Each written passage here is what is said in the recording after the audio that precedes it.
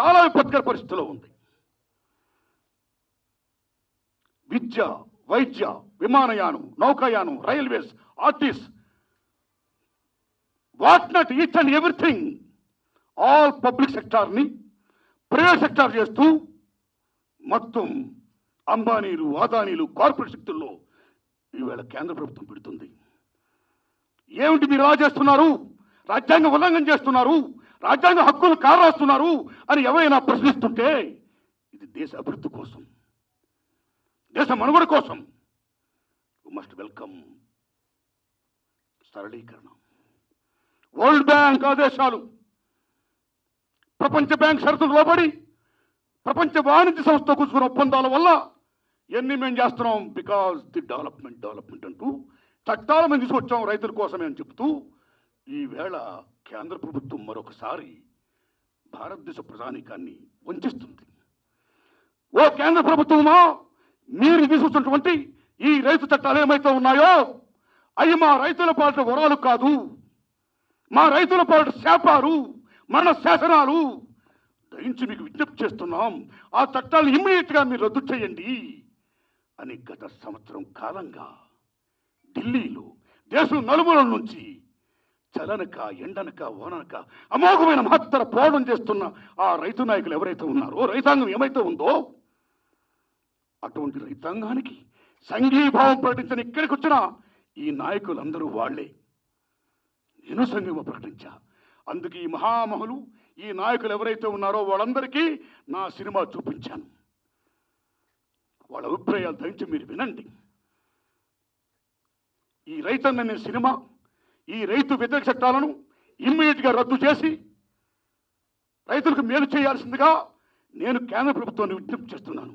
అయ్యా నరేంద్ర మోడీ గారు, రైతులంటే నాకు చాలా గౌరవం చెప్తున్నారు మీరు. ఓకే, నిజంగా మీకు రైతాంగం మీద గౌరవం ఉంటే ఈ కరోనా కష్టకాలంలో గత 2 ఏళ్ల నుంచి మనందరం కూడా మాస్కులతో, శానిటైజర్లతో భయపడిపోయి, భయకంపితులైపోయి ఇళ్లకే పరిమితమైపోతే, ఏ మాస్కులు ధరించకుండా, ఏ శానిటైజర్లు రాసుకోకుండా, ఆరుగాలం కష్టపడి 3 పంటలు తీస్తూ మనందరికీ అన్నం పెడుతున్న అన్నదాత మీద మీకు నిజంగా గౌరవం ఉంటే వెంటనే ఈ 3 చట్టాలని రద్దు చేయండి, వాటితో పాటు విద్యుత్ సంస్కరణ చట్టాన్ని రద్దు చేయండి అనే నా విజ్ఞప్తే నా రైతన్న సినిమా. Yes yes, thanks my friends. ధన్యవాదాలు మిత్రులారా, మీ అందరికీ ధన్యవాదాలు. ఇప్పుడు పెద్దలు మాట్లాడతారండి, ఎందుకంటే వాళ్ళందరూ పోరాటం చేసి వచ్చిన వారు. అందరూ ఉడ్డే శోభనాథేశ్వర గారు కానీ, ఆంధ్రప్రదేశ్ సిపిఎం హెడ్ నాయకులు శ్రీ మధు గారు కానీ, అలాగే కేంద్ర వ్యవసాయ నాయకులు శ్రీ మల్లారెడ్డి గారు కానీ, అలాగే చాడా వెంకటరెడ్డి గారు కానీ, సిపిఐ నాయకులు, తెలంగాణ రాష్ట్ర నాయకులు మామూలు సాగర్ గారు కానీ, బస్సే పద్మ గారు కానీ, వీళ్ళందరూ కూడా, కోదండరెడ్డి గారు గ్రేట్ రైతాంగ వీరుడైన, రైతాంగ నాయకుడైన వారిని కానీ, అలాగే శ్రీనివాసరెడ్డి గారు రైతు పక్షపాత అయిన శ్రీనివాసరెడ్డి గారు, ఎక్స్ఎంఎల్సి టిఆర్ఎస్ వారు కానీ, అలాగే the people's ballet, the best communicator in the world Paul Robeson and Gaddar, the living legend Gaddar అన్న కానీ, అలాగే ఈవేళ గోరె టెంకన్న, కేసీఆర్ గారికి నేను సెల్యూట్ చేస్తున్నా.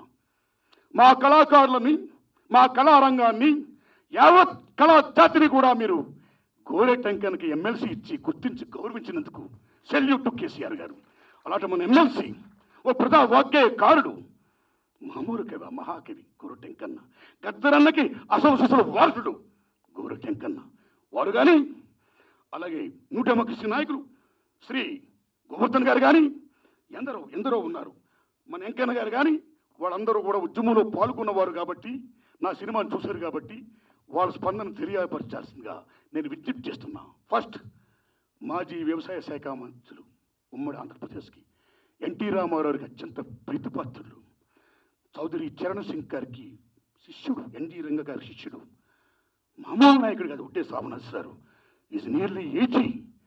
కరోనా కష్టకాలంలో కూడా కరోనా సోకినా సరే ఢిల్లీ వెళ్ళి రైతాంగంతో ముచ్చటించి వాళ్ళకి సంఘీభావం పడించి మళ్ళీ ఆయన డబ్బులు పంపించి still is fighting such a great రైతాంగ వారియర్ శ్రీ ఉడ్డే శోభనాథ్ మాట్లాడవలసిన కోరుతున్నాను. దేశం అవడానికి ప్రధాన కారకులు సోదరులు ఆర్ నారాయణమూర్తి గారు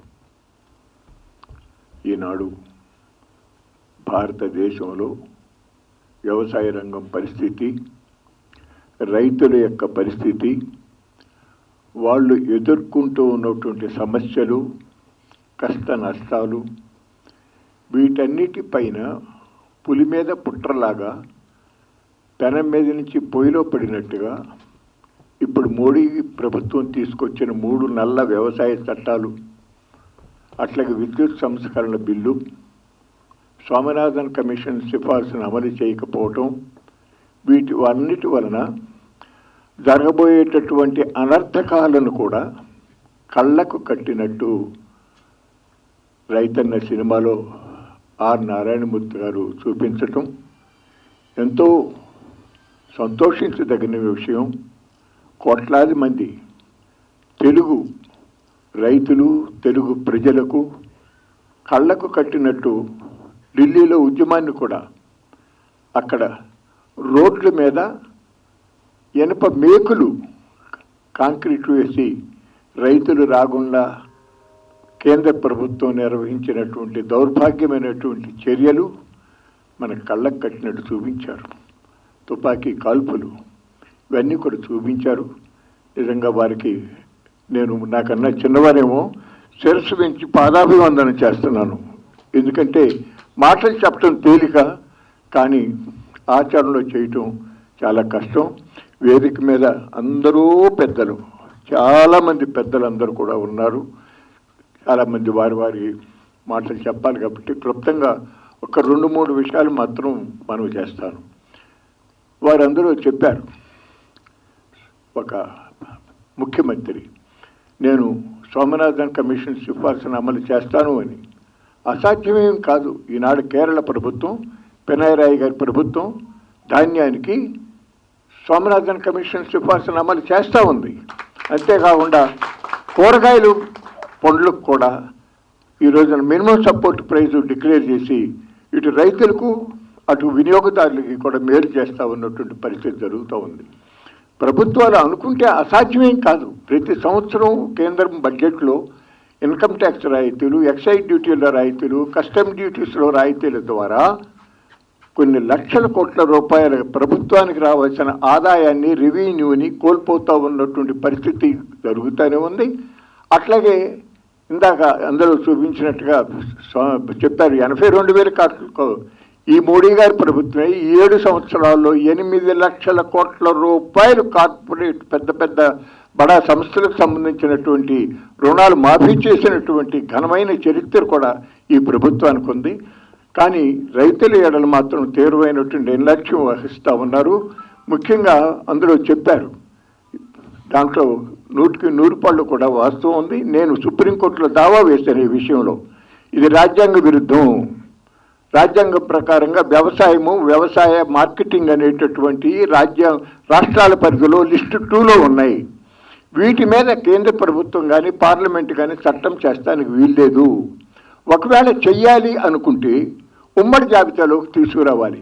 దానికి ముందుగా రాజ్యాంగ సవరణ చేసి ఉమ్మడి జాబితాలోకి తీసుకొచ్చి అప్పుడు రాజ్యాంగ సవరణ చేసి అప్పుడు ఈ చట్టం చేసే అధికారం ఉంది, కానీ అంతవరకు లేదు.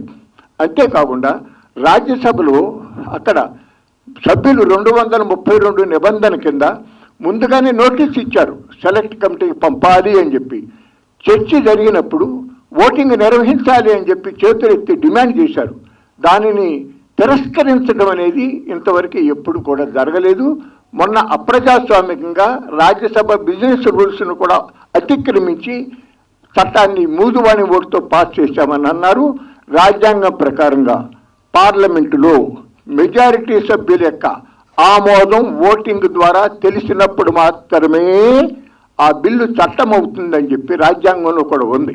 ఈ అంశాలన్నింటినీ కూడా పేర్కొంటూనే సుప్రీంకోర్టులో దావా వేయటం జరిగింది. అప్పటికే 2-3 వేసి ఉన్నారు. దానితో నేను వేసినటువంటి దావాను కూడా జతపరిచి ఈ వేసవకాల సెలవు అనంతరం టేకప్ చేస్తామని చెప్పి అన్నారు. నాకు పరిపూర్ణమైనటువంటి విశ్వాసం ఉంది. విచారణ జరిగితే తప్పనిసరిగా 3టిని కూడా కొట్టేస్తారు. అట్లాగే ఈ విద్యుత్ సంస్కరణ బిల్లు, ఇది అదానీ గారి ఆఫీసులో తయారైనటువంటి బిల్లు. డాక్టర్ కేఎల్ రావు గారు వారి అబ్బాయి అశోక్ రావు గారు ఢిల్లీలో మొత్తం భారతదేశంలో ఉన్నటువంటి విద్యుత్ ఇంజనీర్ల అసోసియేషన్కి ఆయన ఫెడరేషన్కి ఆయన ప్యాట్రన్గా ఉన్నారు. వారు ఇచ్చినటువంటి సమాచారం ప్రకారంగా అలా జరిగింది. అంతేకాకుండా ఈ రోజున ఇదివరకు కాంగ్రెస్ ప్రభుత్వంలో ప్రైవేటైజ్ చేసినటువంటి విధానం వేరు. మెజారిటీ అధికారం అంతా మెజారిటీ షేర్ హోల్డింగ్ గవర్నమెంట్ కింద ఉంచుకుని కొద్ది షేర్లని కొద్ది పర్సంటేజీని ప్రైవేటైజ్ చేసి దాని మీద పెట్టినటువంటి పెట్టుబడిలో కొంత భాగం తీసుకుని తిరిగి రాబట్టుకుని ప్రణాళికల్లో అభివృద్ధికి ఖర్చు పెట్టాలనే విధానంగా వాళ్ళు అమలు చేస్తే, ఇవాళ ఈ ప్రభుత్వం బుక్ వాల్యూ ప్రకారంగా స్ట్రాటజిక్ సేల్ అంటే మొత్తం అమ్మేస్తా ఉన్నటువంటి పరిస్థితి జరుగుతూ ఉంది. మన నారాయణమూర్తి గారు చెప్పినట్టుగా అవే కాదు, ఆఖరికి డిఫెన్స్ ఆర్డినెన్స్ ఫ్యాక్టరీలను కూడా అమ్మేసేటటువంటి దౌర్భాగ్యమైన పరిస్థితి కూడా జరుగుతుంది. ఇవన్నీ మీరు చూస్తూనే ఉన్నారు. తప్పనిసరిగా ఈ విద్యుత్ సంస్కరణ బిల్లు అనేటటువంటి తెచ్చింది అదాని సంస్థలకి కట్టబెట్టడానికి అని మీకు మనవి చేస్తున్నా. లక్షల కోట్ల రూపాయలు విలువైనటువంటి డిస్కామ్ ఆస్తుల్ని కారు చౌకగా అదానికి కట్టబెట్టబోతా ఉన్నారు. అట్లాగే ఇప్పుడు ఆల్రెడీ 24 కోట్ల మీటర్లు ఉండగా 25 కోట్ల స్మార్ట్ ఎలక్ట్రిసిటీ మీటర్లని 1,25,000 కోట్లతో ఖర్చు పెట్టాలని కేంద్ర ప్రభుత్వం చేస్తూ ఉన్నటువంటి ప్రయత్నం. ముఖేష్ అంబానీ గారు ఆ మ్యానుఫ్యాక్చరింగ్ చేసేటటువంటి ఆ ప్రీపెయిడ్ స్మార్ట్ ఎలక్ట్రిసిటీ మీటర్లు వాళ్ళకి దాదాపు 24,000 కోట్ల రూపాయలు లాభం కట్టబెట్టడానికి చేస్తూ ఉన్నటువంటి బిల్లు అని మీకు మనవి చేస్తున్నా. అందువల్లనే భారత రైతాంగం 7 మాసాలకు పైగా రాజీ లేనటువంటి పోరాటం చేస్తూ ఉంది. ఇది జీవన్మరణ సమస్య రైతాంగానికి సంబంధించి 100కి 100 పాళ్ళు ఈ ఉద్యమం జయప్రదం కావాలి, వ్యవసాయం నిలవాలి, రైతు గెలవాలి. దానికి కృషి చేస్తా ఉన్నటువంటి ఆర్ నారాయణమూర్తి గారికి మరొకసారి హృదయపూర్వకమైన అభినందనలు, ధన్యవాదాలు తెలియజేస్తూ సెలవు తీసుకుంటాను. నమస్కారం. వేదికైనటువంటి అనేక మంది పెద్దలకు, పాత్రికేయ మిత్రులకు నమస్కారాలు. నేను ఊహించింది ఒకటి, ఇక్కడికి వచ్చిన తర్వాత జరిగింది మరొకటనే సామెత గుర్తుకొస్తా ఉంది. రైతన్న సినిమాకు సంబంధించి నేను చూస్తూ ఉంటే ఒకవైపున ఆ కళ్ళల్లో నీళ్ళు తిరుగుతూ ఉన్నాయి, రెండో వైపున ఆలోచనలు పెళ్ళుపుకుతూ ఉన్నాయి. అంటే ఆర్ నారాయణమూర్తి గారు అనేక సినిమాలు తీశారు, కానీ ఇప్పుడు ఇవాళ అన్నదాత రైతన్న, ఆత్మహత్యల పాలవుతున్న రైతన్న, అన్నం పెట్టే రైతన్నకు సున్నం పెడుతున్న పాలకులకు సంబంధించినటువంటి వారి నిజ స్వరూపాన్ని కళ్ళకు గట్టే పద్ధతిలో బయటపెట్టేటువంటి ఆర్ నారాయణమూర్తి గారికి నా వైపున, నా పార్టీ వైపున హృదయపోయినటువంటి అభినందనలు తెలియపరుస్తా ఉన్నాను. వారు చాలా లోతుగా విశ్లేషణ చేసి అధ్యయనం చేసి మరి ఆ పాటలు, అందులో గద్దర్ అనేది కూడా ఒక పాట ఒకటి 2 ఉన్నట్టున్నది, వందే మాత్రం కూడా ఒక పాట ఉన్నట్టున్నది నాకు అయింది. ఆ పాటలు, ఆ నటన, అవన్నీ సన్నివేశాలు, ఇవన్నీ చెప్తే టైం లేదు, చాలామంది పెద్దలు మాట్లాడాల్సిన అవసరం ఉన్నారు. ఏదైనా ఆ సన్నివేశాలు కళ్ళ గట్టిగా ఉన్నాయి. ఈ రైతన్న సినిమా ఇది అన్ని రకాల కూడా ఈనాడు రైతాంగానికి ఒక దిక్చూసిగా, ఒక భవిష్యత్తుకు ఇది ఒక బాసరగా ఉండేందుకు, ధైర్యాన్ని అందించేందుకు మరి సీరియస్గా ఈ తోడ్పడుతుందని అనుకుంటా ఉన్నాను. కేంద్ర ప్రభుత్వం అన్ని రకాలు కూడా మరి మన పెద్దలు శోభనాధీశ్వరి గారు బాగా వివరాలుగా చెప్పారు, అందుకని నేను ఎక్కువ చెప్పను. ఇలా మోడీ ప్రభుత్వం మోసాలు చేస్తున్నది, దగా చేస్తున్నది, అన్ని వర్గాల ప్రజలను వాళ్ళ జీవితాలతో ఆడుకుంటున్నది. అందులో వ్యవసాయంలో కూడా కార్పొరేటీకరణ, ప్రైవేటీకరణ అంటే ఇంకేది వదిలిపెట్టరా? ఇప్పటికే రక్షణ రంగము, రైల్వే రంగము, ఉక్కు పరిశ్రమలు లేకుంటే అన్నీ పోయినాయి. ఇప్పుడు ఏమీ బిఎస్ఎన్ఎల్ అన్నీ పోయినాయి, ఎల్ఐసి లాభాలు ఉన్నాయని 1, 2, 3 చెప్తే టైం వృధా అవుతుంది.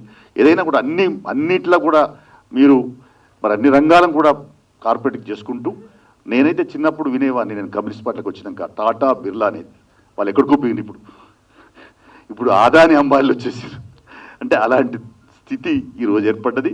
కాబట్టి ఆదాని అంబానీ కొరకే సహజ వనరులు ఇవన్నీ దోషిపెట్టి, అంటే దోసుకోండి దాసుకోండి అనే రీతిలో ప్రపంచంలో మీరు పెద్ద ధనవంతులు కండి అనే పత్రుల్లో ఈ నరేంద్ర మోడీ ప్రభుత్వం తీసుకుంటున్న చట్టాలకు సంబంధించిన విషయంలో మరి సీరియస్గా ఇలా అన్ని పొందుపరచబడ్డాయి. మనకు అన్ని కూడా అన్ని సన్నివేశాల్లో కూడా విశదీకరించి ఉన్నాయి.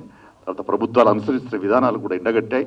తర్వాత ఏదైనా స్వామినాథన్ కమిషన్ సిఫారసులు అనేటువంటిది ఇవాళ ప్రతి ఒక్క రైతు గుండె నుంచి రైతు నోటి నుంచి వచ్చినటువంటి మాట, ప్రజలు చర్చనీయం ఉన్న మాట.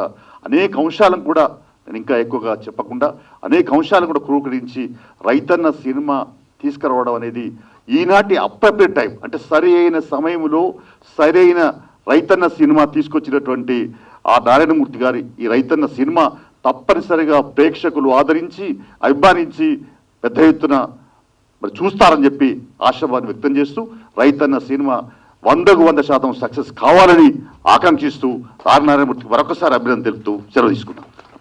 ఇంకా ఈ 2 గంటల ఈ సినిమాలో ఒక మంచి సందేశం అందించారు నారాయణమూర్తి గారు.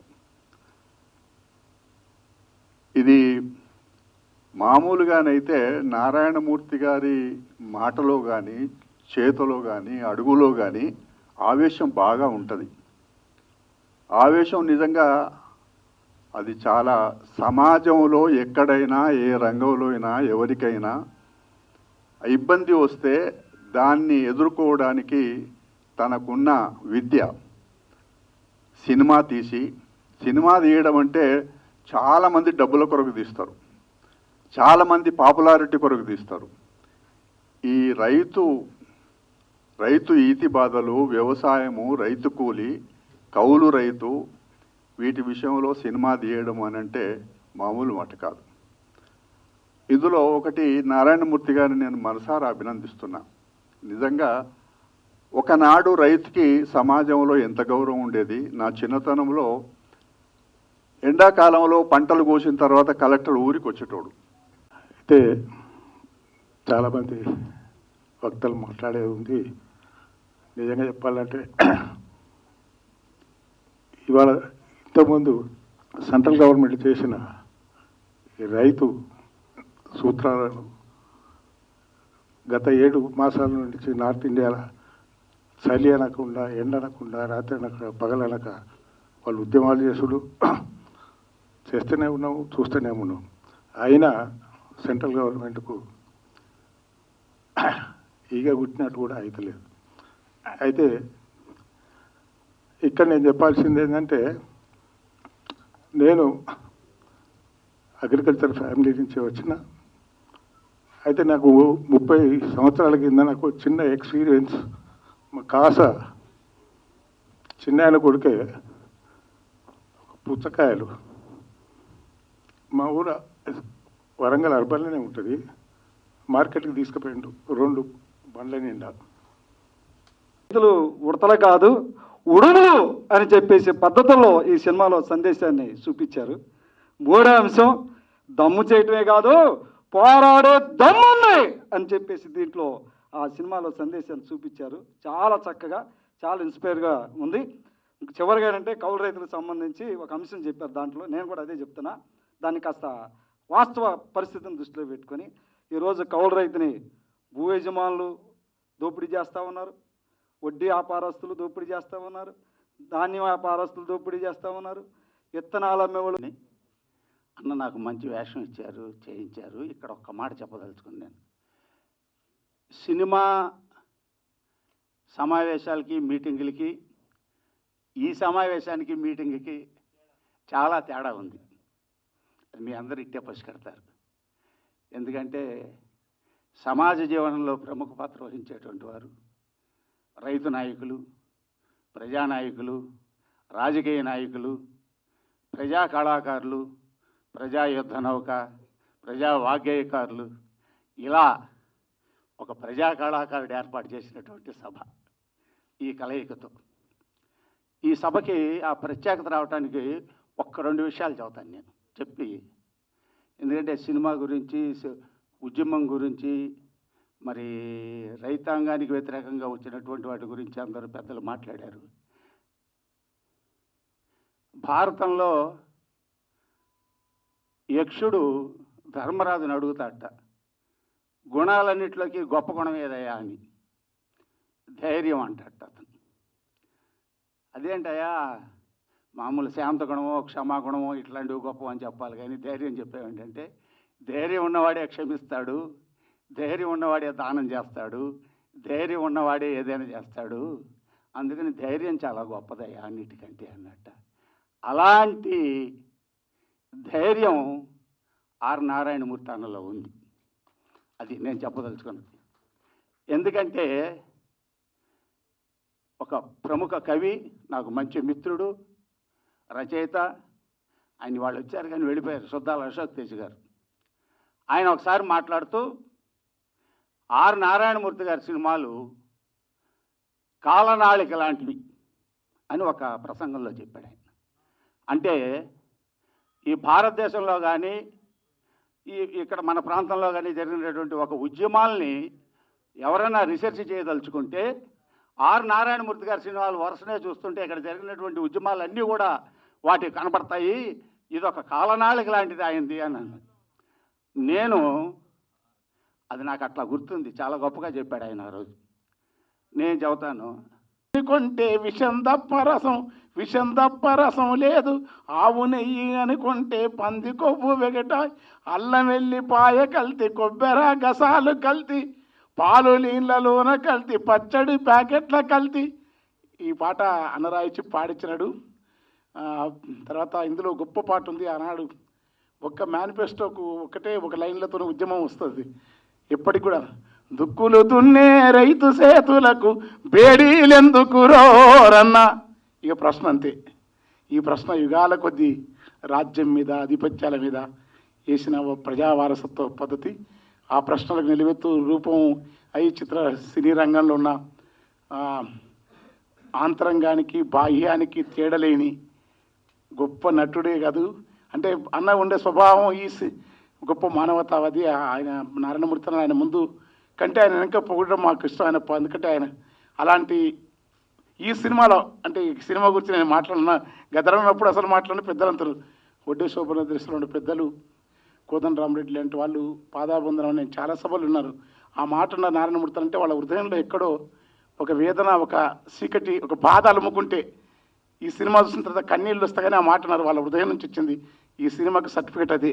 నేను ఎందుకంటే ఇక్కడున్న వేదిక పైన అంతా కొందరు తప్ప అందులో నేను మా అన్న గద్దరనే ఉన్నప్పుడు మేము మాట్లాడాను. అయితే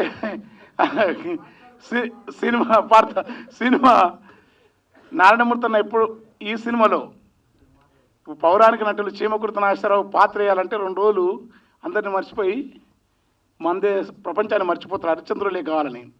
ఇవాళ ఈ సినిమాలో రైతు జీవితంలో నారాయణమూర్తి అన్న మిగతా సినిమాలకు భిన్నంగా గొప్ప నటనే కాదు, ఆయన నటన గురించి మనకు పెద్దలు చెప్తారు, అంత వేరు. మన కన్నీళ్లు పెట్టింది ఆయన పాత్రనే.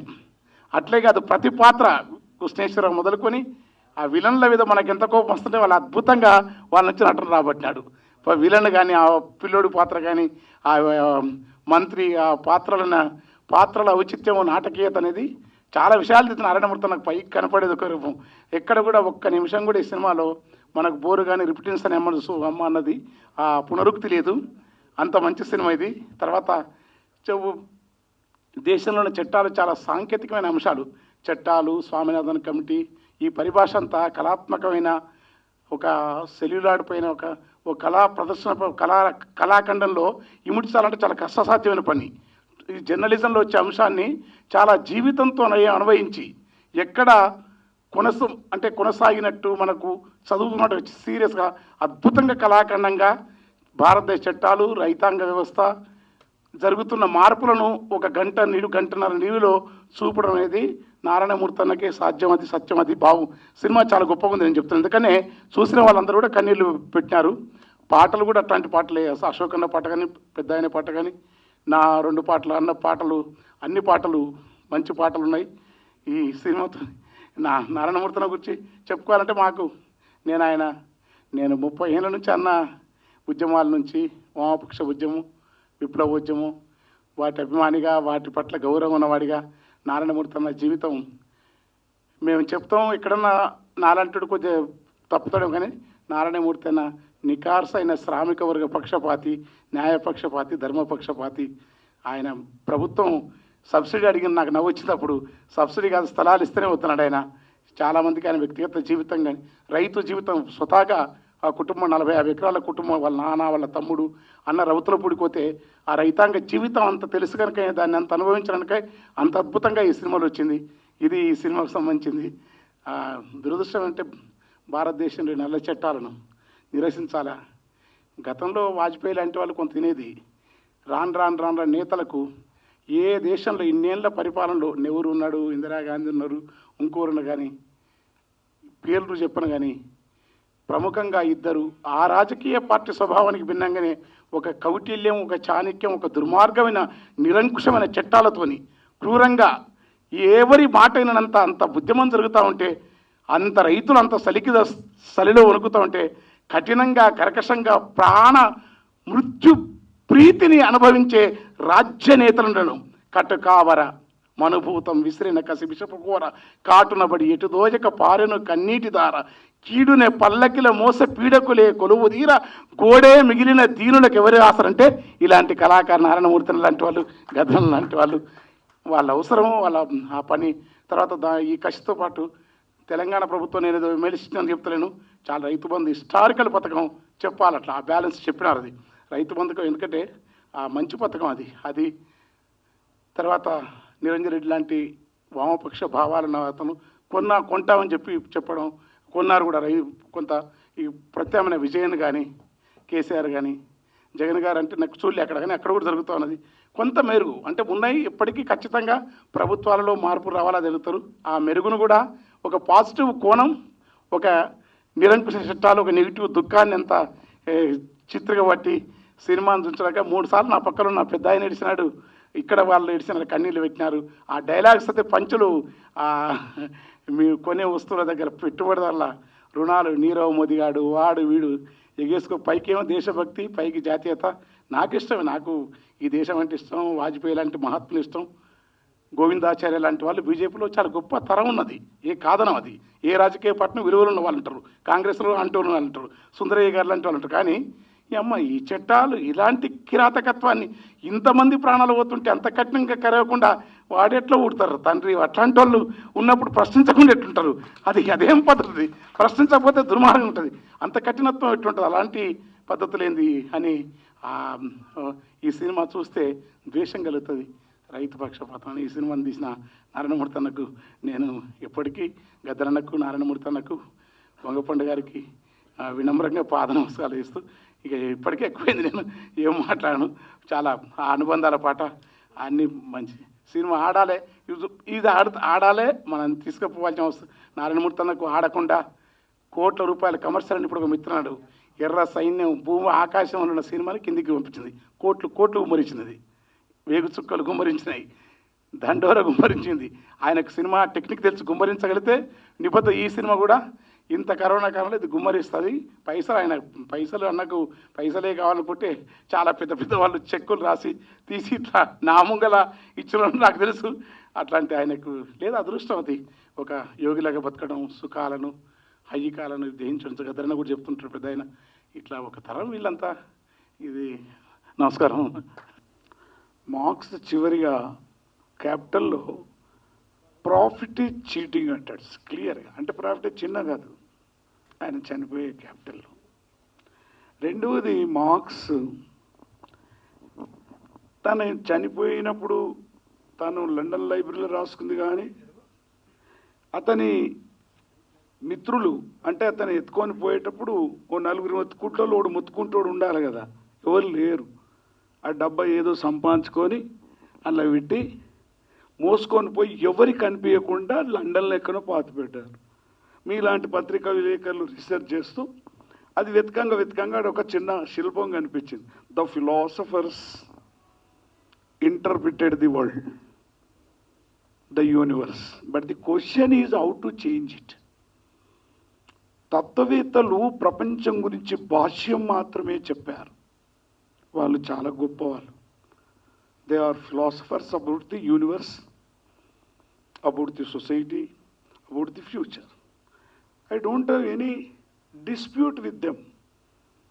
వాళ్ళతో నేను పెద్దగా తవ్వుపడను. కానీ ప్రశ్నలు ఏంటంటే ఇప్పుడు the question is how to change it. Raithanna అనే cinema it is an a political question on corporator system. This question is general question is different. మన తక్కిన సినిమాలన్నీ జనరల్ క్వశ్చన్లు ఉంటాయి. ఓ లవ్ ఉంటుంది, ఫెయిల్ అవుతుంది, జగమే మాయ అంటాడు, ఏమంటాడు ఇంకా మరి, మనదందరూ ఫెయిల్ అవుతుంది. That is a general question. But there is a difference between a general question and a political question. In the political question also, if you are questioning a system, 1990 తర్వాత globalisation వచ్చిన తర్వాత వాళ్ళు చాలా క్లియర్గా చెప్పారు, ఓ ప్రపంచ ప్రజలారా వినండి, మేము కనిపించం. ఇప్పుడు కార్పొరేటర్ గురించి చెప్పిన సినిమా అంతా కూడా అదే, మేము కనిపించం, మా ఫిలాసఫీ మీకు చెప్తున్నాం మేము. That is implemented since 1990. వచ్చిన తర్వాత ఇంప్లిమెంట్, దట్ ఈజ్ గ్లోబలైజేషన్ అన్నాడు. చాలా ముద్దు పేరు పెడతారు మన చట్టాల గురించి అన్న చెప్పినట్టు. మీరు ఏమన్నా నమ్ముకోర్రా భయ్ అన్నట్టు, మనకు డిస్ప్యూట్ పెట్టడానికే. అవును ఏమయ్యా మంచిగానే అన్నాడు కదా, నువ్వు ప్రొడ్యూస్ చేసింది ఏమన్నా నమ్ముకో అంటే, నేను వంకాయలు పండించింది ఢిల్లీ తీసుకుపోయే వరకు ఉంటాయావా? There is the problem. కాబట్టి వాళ్ళు చాలా క్లియర్గా చెప్పారు, నేను అంతా చెప్పదలుచుకోలే, చాలా క్లియర్గా చెప్పారు. Market is my philosophy, very clear. మార్కెటే నా ఫిలాసఫీ, నాకు తత్వశాస్త్రం ఏం లేదు. నువ్వు ఏ ఇజమన్నా చెప్పుకో. నేను సెకండ్ ఏం చెప్పిండు, cheap labour is my mother country. నాకు జన్మభూమి జన్మభూమి ఏం లేదు, cheap labour is my mother country. Third ఏం చెప్పిండు, profit is my god. So this ఫిలాసఫీని ఒక సినిమాలో కానీ ఒక ఫామ్లో కానీ ఒక రూపంలో చెప్పాలి. So this Raithanna film, it is a political question on the system, corporator system మీద ఆయన ఒక ప్రశ్నలు చెప్పాడు. ఈ సినిమా మొత్తంలో కార్పొరేటర్లు ది కల్చరల్ ఇన్వేషన్ ఎట్లా చేస్తారు అంటే, సాంస్కృతికమైన దండయాత్ర. Very clearly grams and Ambedkar says, పాలక వర్గాల యొక్క అధికారం పౌర సమాజం భావాలలో ఉంటుంది, ఆ భావాల్ని మార్చాలి. That is the film. Wear the Gramsci says, Gramsci ఏమంటాడు, సాయుధ పోరాటం ఆయుధాల ద్వారా ఉత్పత్తి సాధనాల మీద నీ పెత్తనం వచ్చినా మరి భావాలు ఉన్నాయి కదా, రాముని మొక్కటోళ్ళు అది మొక్కటోళ్ళు. ఇప్పుడు సీత గురించి మాట్లాడిస్తారు డిస్కషన్లో. అందుకేమన్నాడు, పాలక వర్గాల యొక్క రాజకీయ అధికారం పౌర సమాజం భావాలలో ఉంటుంది, ఆ భావాల్ని మార్చాలి. That is the film. మనం అందరం కూర్చున్నాం ఇక్కడ, ఆల్ ది మొత్తం ఫిలాసఫీ అయిన వాళ్ళు. అంటే పౌర సమాజంలోకి అది వెళ్ళాలి, అప్పుడు అది భౌతిక శక్తిగా మారుతుంది. సో అందుగురించే నేను ఒక 8 నెలల నుండి సిక్కున్నా, నువ్వు ఎక్కడున్నావు అని అడుగుతా, ఏం తిన్నావు అని అడుగుతా, ఏడున్నావని అడుగుతా, చెప్పడు. నువ్వు మా ఇంటికి రావా అంటే అడుగుతా, రాడు. సొంత ఆస్తి లేనోడు Narayanamurthy. That is what. Nobody will question. ఇల్లు లేదు, ఇంతో చిన్నదో పున్నదో, ఇంతో ఎడ్డిదో గుడ్డిదో, సొంత పెన్లం ఉండాలి కదా, పెన్లాం లేదు, ఆ సూటు లేదు, ఓ బూటు లేదు, ఒక బండి లేదు. నటిస్తాడా? సినిమాలు నటించినాడు ఉట్టిగంటే నడుచుకుంటూ పోతుంటాడు. అరే ఏడున్నావు రాబోయ్ అంటే ఒక్కని అడిగిన ఒక మిత్రుడి. అంటే ఐఎమ్ టెల్లింగ్ టు ది పత్రికలకు మీకు అందరికి చెప్తున్నా, ఒక వ్యక్తిత్వం లేకుంటే ఇట్లా ప్రశ్నించి ఇట్లా సినిమాలు తీయలేరు. తాను నమ్మిన సిద్ధాంతం కోసం తన చివరి నెత్తురుబట్టును దారపోసిన వాడే చరిత్రను మార్చాడు. వాడే పులిలోకి పోగలిగిండు, వాడే సముద్రంలో దుంకగలిగిండు, వాడే తుపాకులకి ఎదురునడవగలిగిండు, వాడే పైసలు నా చేతి మీద మైల పోని చల్లగలిగాడు. Who will change the society? తాను నమ్మిన సిద్ధాంతం కోసం తన చివరి నెత్తురు బట్టును దారిపోయడానికి సిద్ధంగా. ఎక్కడున్నావా అంటే చెప్పాడు. తర్వాత నాకు తెలిసింది ఏంటంటే, హైదరాబాద్లో ఇంటి కిరాయి కట్టలేక 50 కిలోమీటర్ దూరంలో పోయి ఇల్లు కిరాయి తీసుకుంటు. That is Narayanamurthy. ఇంతమంది స్నేహితులము నువ్వెందుకు పోతావు రాబోయ్ అని నేను అడిగాను. అందుకే మిత్రులారా, చాలా రోజులైంది పాడలే. ఈ శబ్దం కూడా ఒక విప్లవమే. ఎస్, భౌతిక శక్తిగా మారింది. పాడేం లాభం ఆడేం అనుకుంటా, అదొక భౌతిక శక్తిగా మారాలి. అందుకే నేను అక్కడి నుంచి అంబేద్కర్ దాకా ఇక్కడ దాకా మీకు కోట్ చేశాను. చాలా అన్నకు చాడతోటి వీళ్ళందరితోటి ఎప్పుడు కలుస్తుంటా, మాట్లాడుతూ. This cinema is a question on corporator వ్యవస్థ. ఎట్లా కార్పొరేటర్ ఎట్లా చూపించిండు, ప్రొడ్యూసరు కన్జ్యూమర్ అయిండు. గమ్మతల్లాది. అందుకే ఇప్పుడు ఇవన్నీ చచ్చిపోయారు. ప్రొడ్యూసర్ కన్జ్యూమరే కాదు, డెడ్ క్యాపిటల్ కొనుక్కొచ్చుకుని రైతు. ఆయనకి పనికిరాని స్మార్ట్ ఫోన్, వాని పనికిరాని బెడ్లు ఇవి కొనుక్కొచ్చుకుని అన్ని వీడు ఇచ్చినాయి. When the producer has become a consumer, then the consumer has come into the debt. అభివృద్ధి అయ్యా, మందులు కొనుక్కొచ్చుకో, అది కొనుక్కొచ్చుకో, ట్రాక్టర్ కొనుక్కొచ్చుకో, నీకు అప్పులు ఇస్తా, కనిపించలే corporator. That is the actual system of this country. ప్రపంచంలో జరుగుతున్న కనిపించినటువంటి world bank, IMF, multinational company, WTO వీళ్ళు కనిపించరు. ఇంతకుముందు అన్న ఎవరో చెప్పారు, 4-6 ఉన్నారు. మన పెద్ద ఆయన కూడా చెప్పిండు, వాళ్ళు నడిపిస్తుంటారు, వాళ్ళు కనిపించరు. మనం ఎందుకు టాటానో ఇంకోనో 4-5 పేర్లు ఎందుకు? ఆ కనిపించని శత్రువును చూపిస్తాడు ఇలా ఈ సినిమాలో. ఒక ప్రొడ్యూసరు పెండేసుకొని పంట పండించుకుంటానికి, ఓ నీకు చాలా అభివృద్ధి అవుతుంది అంటే మందు కొనుక్కొచ్చుకున్నాడు, ట్రాక్టర్ కొనుక్కొచ్చుకున్నాడు, నీకు అప్పిస్తా అన్నాడు, లోన్ ఇస్తా అన్నాడు. So when the producer has become a consumer, the consumer has entered into the international డెప్ట్, then he went to die. దాని పరిష్కారం చావడానికి పాలకుడు కూడా దాన్ని సాల్వ్ చేయలేకపోయాడు. ఆయన ఫిలింలో క్లియర్గా చెప్పాడు, 70% రైతాంగం ఉన్నప్పుడు,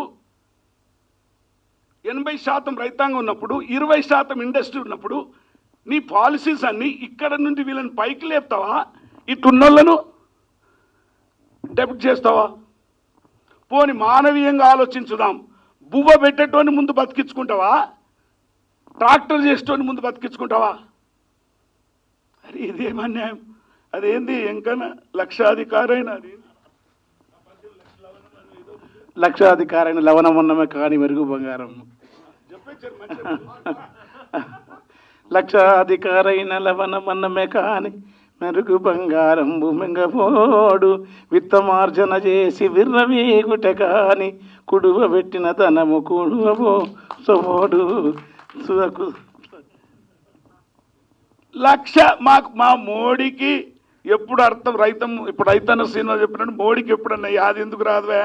కనిపించగానే బువ్వ కనిపించే, నోట్లో పోయగానే ఛాయ్ కనిపించే, నిద్ర రాకపోతే ఏమో తాగుతాడో లేదు, ఇంత మందు తాగితే ఆడ కనిపించే సారా మనకందరికి. అందుకే ఇక్కడ చాలా మంచి చెప్పాను. సో మిత్రులారా, ఒక వ్యక్తులు కాదు, he has become an institution in industry. That is my personal opinion. నేను ఈ మొత్తం ఈ ప్రపంచాన్ని, దేశాన్ని, ఈ రాష్ట్రంలో ఒకే పాటను 28 భాషలు పాడేవాళ్ళం. 32 మంది కళాకారుల్లో 2 బతుకున్నాం. That is our history. 32 మంది కళాకారులు 1970లో పాడుతూ రోడ్డు మీద వెళ్ళిపోయినప్పుడు, ఇండస్ట్రీస్ ఉన్నాయి, సినిమాలు ఉన్నాయి, మీడియా ఆఫ్ కమ్యూనికేషన్ ఉన్నప్పుడు 32 మందివి 4-5 అమ్మాయిల మేములో 2 బతుకున్నాం. తో ఎంత గొప్పవాడంటే ఈ 32 మందిలో 30కి అన్నం పెట్టినటువంటి మహానుభావుడు. That is one. ఏదో రూపంలో అంటే నేను ఇక్కడ ఎందుకు చెప్తానంటే, మనిషికి ఒక కమిట్మెంట్ లేకుంటే ఇలాంటి సినిమాలు తీయడు. ఒక కమిట్మెంట్ ఉంది కాబట్టి ధైర్యంగా తీసింది. కాబట్టి కార్పొరేటర్ వ్యవస్థని ప్రశ్నించినటువంటి సినిమా రైతన్న. ఓ ప్రొడ్యూసరు కన్జ్యూమర్ మధ్య జరిగినటువంటి, లేకుంటే ఎందుకు ఆ లోన్ ఎందుకు తెచ్చుకున్నాడు, మందులు ఎందుకు కొనుక్కొచ్చుకున్నాడు, రైతు పెండేసుకొని ఇంత కాలబడి వస్తుండే కదా. So this is the the imperialism యొక్క మ్యాథ్స్. అది అర్థం కాదు. అక్కడ చిక్కుకొని ఉంది భారతదేశం, అక్కడ చిక్కుకొని ఉంది వ్యవస్థ. సో మిత్రులారా, పత్రికా విలేకరులారా, తో చేంజ్ చేయాలి కదా. నేను చాలా రోజుల నుంచి పాడలే. మా చాడన్నకు చెప్పిన, ఏదో స్టాచ్యూ ఇనాగ్రేట్కి రమ్మంటే రాలేదే, నీ దండం పెడతా చూస్తాను. ఇప్పుడు ఏం చెప్దామంటే రిలే పరుగు అని ఉంటుంది, పత్రికా విలేకరులు అలా రాసేయండి. రిలే పరుగు అంటే ఈ జెండాను తీసుకొని ఉరికి ఇంకోరికి ఇవ్వాలి. నేను అట్లా చేస్తా. ఈ సినిమాల వాడిన అశోక్ కానీ, మా వాళ్ళు ఎంకన కానీ, నేను కానీ, మేము సినిమాలో వాడింది ఇప్పుడు సెన్సార్ అయింది కదా, అదే వాడతాం. దుక్కులు దున్నిన రైతు సేతులకు బేడీలెందుకు రోరన్న, ఆ మొక్కలు నాటిన కూలీలనెందుకు జైల్లో పెట్టినరో రాయన, మాటలు రాని రైతు కూలిపై లాటి దెబ్బలేలా. This the question. అది ఏమంటారు?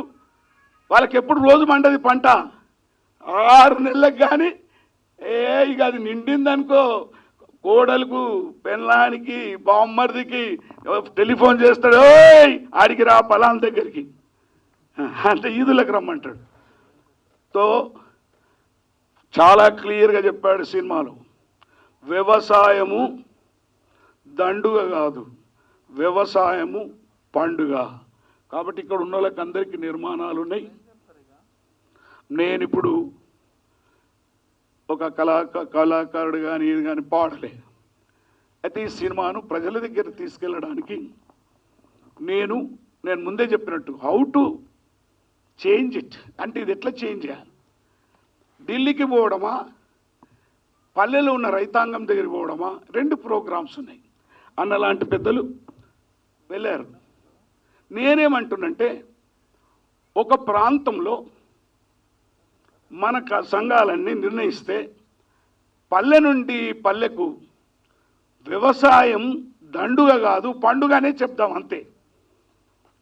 ఎక్కువ పెద్దగా ఎవరిని తిట్టడం ఎందుకు? Why should we question him? Absolutely we can question him. వ్యవసాయం దండుగ కాదు పండుగ అంటాడు. మావాడు పాట రాసి పడేసేస్తాడు గల్లీసినోడు.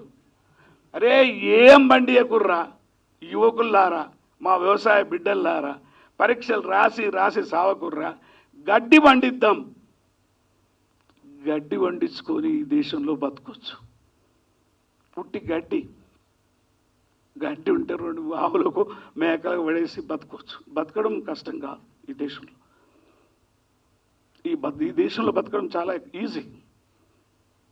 సకల సంపదలు గల్ల దేశములో దరిద్రం ఎట్లుందో, సుజలాం సుఫలాం ఇసి దేశమే రోటీ మ్యాంగై క్యూ రే బాయి. ఏం బాధలేదు.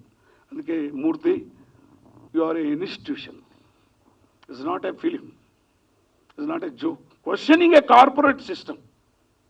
ఆ ప్రశ్న political question is different, a general question is different.